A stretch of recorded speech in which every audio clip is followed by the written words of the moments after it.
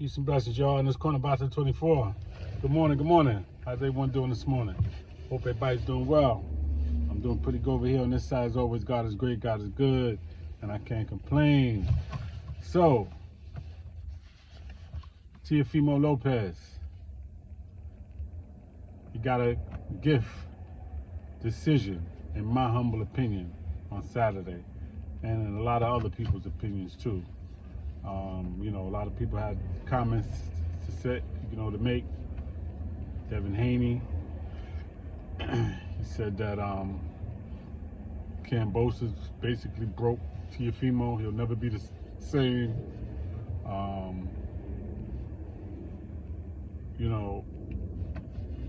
He got a gift, man, on Saturday. He was knocked down in that fight in the second round.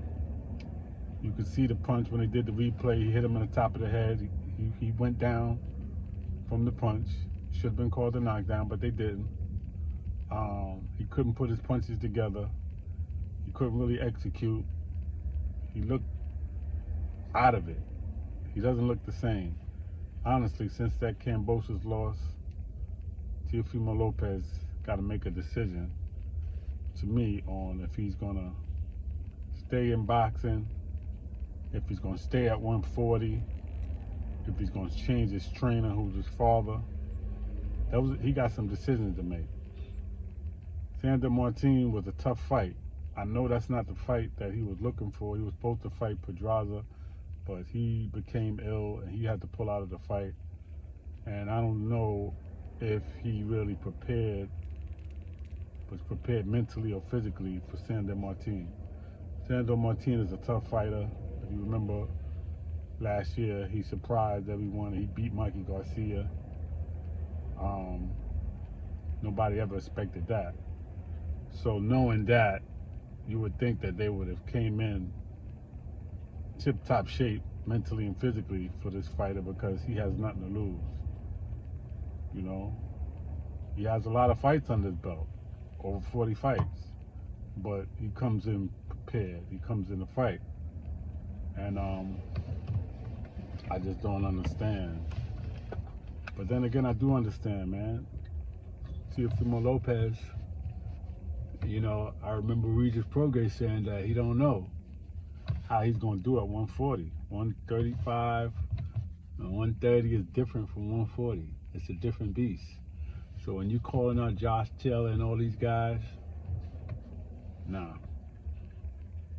He's definitely not ready for no Josh Taylor, no Regis Prograis, no Adrian Broner, no fighters like that. He's not ready for any of that. He's not ready for a Gary Antoine Russell. He's definitely not ready for that. So like I said, he has some decisions to make. Trainer, stay in that division, or if he's going to keep boxing, because it didn't look too good for him on Saturday. I feel bad because I like Teofimo Lopez, and I really,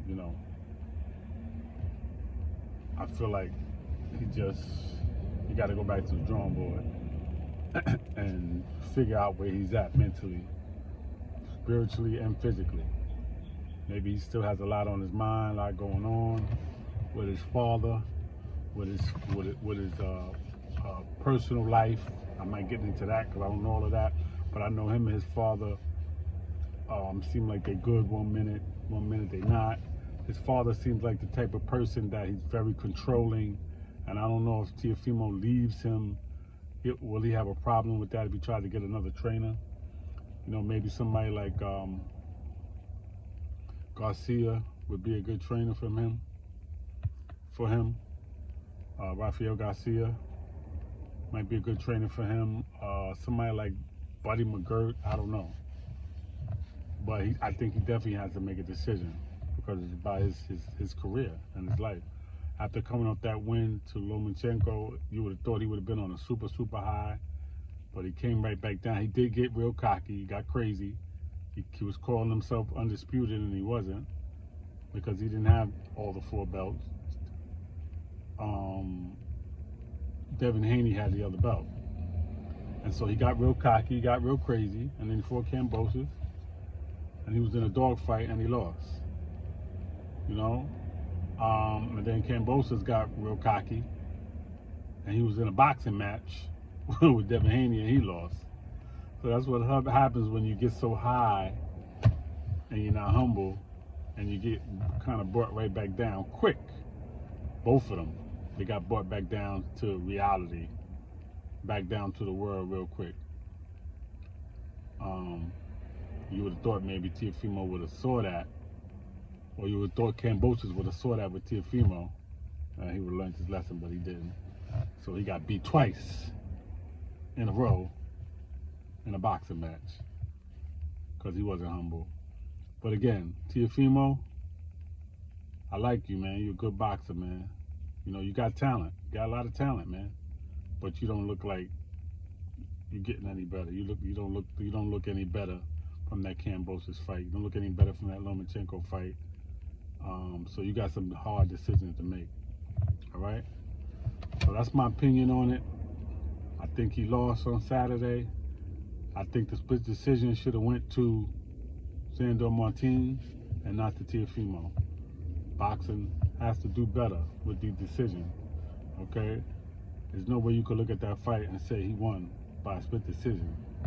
Even if that knockdown wasn't called, he didn't win that fight.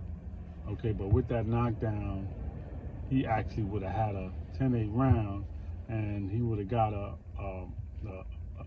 unanimous decision. You know, but he definitely shouldn't have won no less than a split decision, Sandor Martin, on Saturday night. So that's all I got right now, y'all. Peace and blessings in this corner boxing 24. Please subscribe to the page. Please leave your comments. Everybody enjoy the rest of your day. Be safe out there. Peace.